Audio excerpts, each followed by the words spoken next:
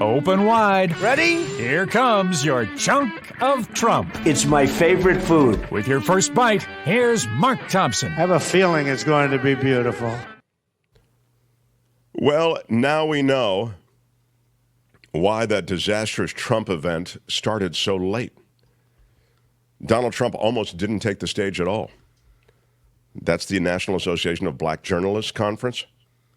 He was terrified of being fact-checked. They made a provision, Trump's people, that he cannot be fact-checked. I wonder why. It started more than an hour late.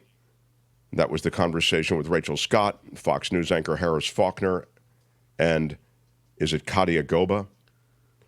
Trump complained about the delayed start, saying that it had taken half an hour for the people in the conference to get their sound equipment to work. But apparently, he was trying to divert from something else, which was his demand that there be no fact-checking. He did not want to be fact-checked, but we could not let him on the stage without fact-checking, said the president of the NABJ. The NABJ had arranged for Trump's interview to be simultaneously fact-checked online in collaboration with PolitiFact. At one point, Trump's team requested that the NABJ not post fact-checking to its social media accounts or allow the moderator to discuss the fact-checking on stage. Our whole team stood our ground, said the president of the group, NABJ group. At one point, things got desperate. I was prepared to go on stage to craft a statement saying that Trump had decided not to go on because of fact-checking, and we couldn't compromise on that. Right. But as he was drafting that statement, Trump finally walked on stage. And so we know what happened. Now, there were some audio issues, but the real delay was Trump. Yeah. So the truth is quite different than what we heard. Meantime, on his rally, Donald Trump arrived an hour late to his rally. Odd, but it's the truth. He arrived and delivered a 90-minute attack on crazy Kamala. This is in Pennsylvania. In his first appearance in Pennsylvania since the attempted assassination at that Butler rally, he kicked off the campaign event talking about the shooting and held a moment of silence for the firefighter, Corey Compertori, who was killed. And then as the night went on, the once enthusiastic crowd members started to leave.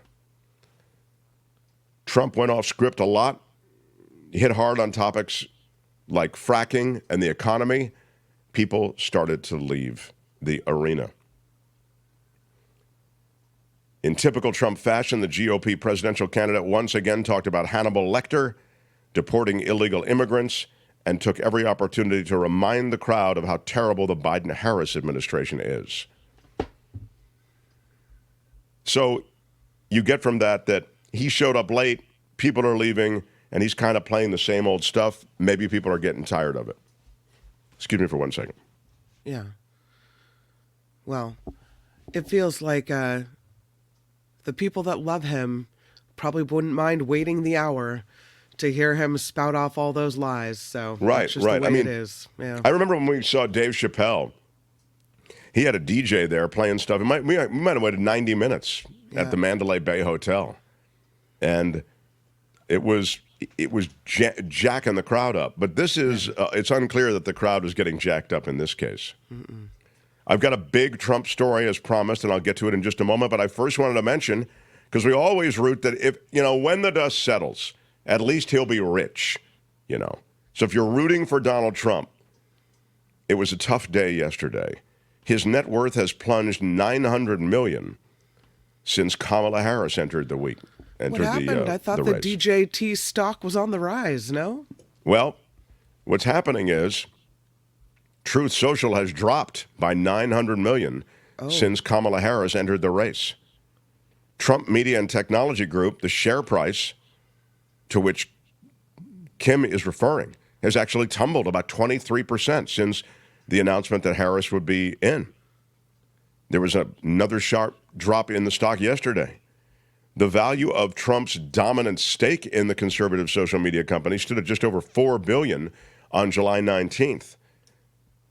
But the final trading day before President Joe Biden exited the race, that was the one that gave him the most money.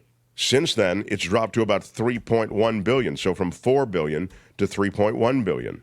And again, it's an interesting indicator because it is financial people who are essentially betting on the come that this guy is going to be president, and then his stock, his social media company, will be worth that much more. That's what's going on there. So when you see the sell-off come, it tells you that this Trump-Harris race is tight enough that Wall Street traders feel, in terms of betting on the prospects of Trump returning to the White House, it seems like a closer call. And so they dumped the stock. So, I mean, for example, after Biden totally melted down on that debate stage, the stock spiked.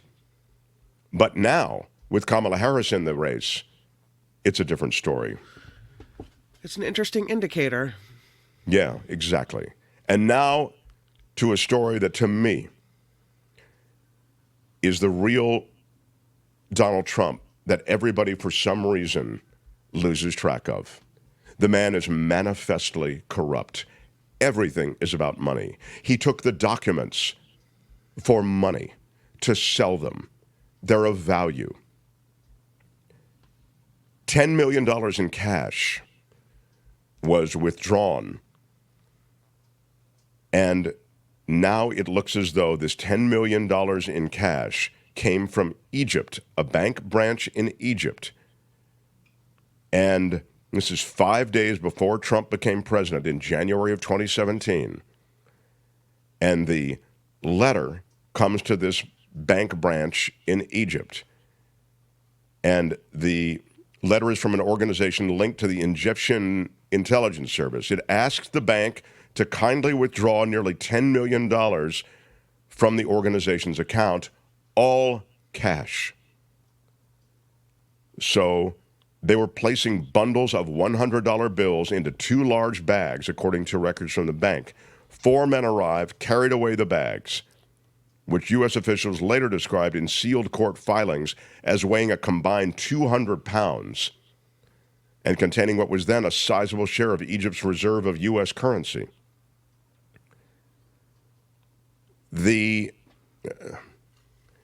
I'll try to just shorten this. Within months of learning of this withdrawal, prosecutors and FBI agents wanted to do an investigation because since getting the intelligence on this, the Justice Department had been examining whether the money moved from Cairo to Trump, potentially violating federal law that bans U.S. candidates from taking foreign funds, right? Investigators had also sought to learn if money might have factored into Trump's decision in the final days of his run for the White House to inject his campaign with $10 million of his own money. You'll remember Trump said, I'm putting my own money in, but in truth, it might have been back-channel Egyptian money. Isn't that illegal? Yes. Oh. Now, those Not questions... that stopped him before, but you know.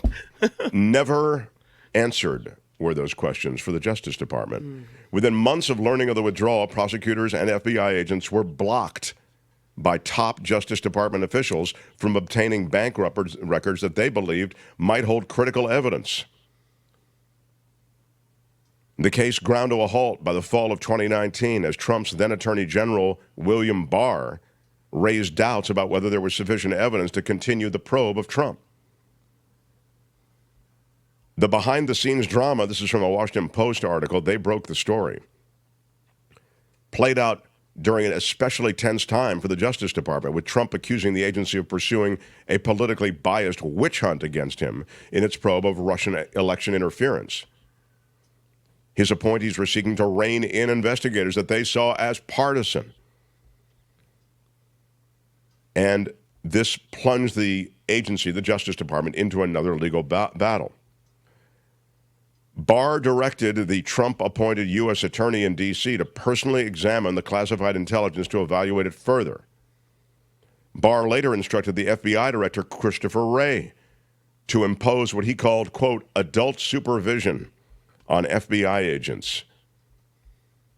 He called the FBI agents, this is again Barr speaking, quote, hell-bent on pursuing Trump's records. And then, in June of 2020, Barr appointed a different person to take things over and declared the probe closed because of, quote, a lack of sufficient evidence to prove this case beyond a reasonable doubt. So it was still under investigation, but he declared it closed. Every American should be concerned about how this case ended, said one of the people who spoke on this. The Justice Department is supposed to follow the evidence wherever it leads. It does so all the time to determine if a crime occurred or not. The investigation referenced, according to the Trump spokesperson, found no wrongdoing and was closed. The Egyptian government spokesperson declined to answer. As the campaign rolls on for Trump to return to the White House, he's cast himself as a victim of the deep state plots. And this, I'm sure, would fall into that category. But in the years since the Egyptian case was closed, the ambitions to influence senior U.S. government officials have been laid bare by, you'll remember, Senator Bob Menendez. He of the bribery conviction. So Egypt, well acquainted with how to buy public officials in this country. And it would seem that, I'll say this, that this flavor of corruption is totally credible. And now, I'll say this from the Post piece, which is very good. I recommend it. Again, this Washington Post broke this story. It's an exclusive story for them. Over the course of his presidency, Trump shifted U.S. policy in ways that benefited the Egyptian leader, a man once called by Trump, quote, my favorite dictator. Huh. Wow. In 2018, Trump's State Department released $195 million in military aid that the United States had been withholding over human rights abuses in Egypt, a move that had been opposed by his first Secretary of State. That was then followed by the release of $1.2 billion more in such assistance. What I see in this is that Trump can be bought cheap, really cheap. The Post investigation shows that investigators identified a cash withdrawal in Cairo of $10 million, nearly identical to the amount described in the intelligence as to the amount Trump had given his campaign weeks earlier. It's a key theory that investigators pursued based on intelligence and on international money transfer. It's a theory that essentially dictates that Trump was willing to provide funds to his campaign because he expected to be repaid by the Egyptian leadership. That's a piece of it. But to me, it is what Trump's about. Open corruption and covering it up. That's your chunk of Trump. That's it for this edition. Well, I really enjoyed it. But make sure to join us again next time I think you might want to listen. There's nothing wrong with listening. for another chunk of Trump. Hi, it's Mark, and I thought that was great. Hit the notification bell, you'll know whenever there's a new video being dropped, and please subscribe to our channel to help us save the universe.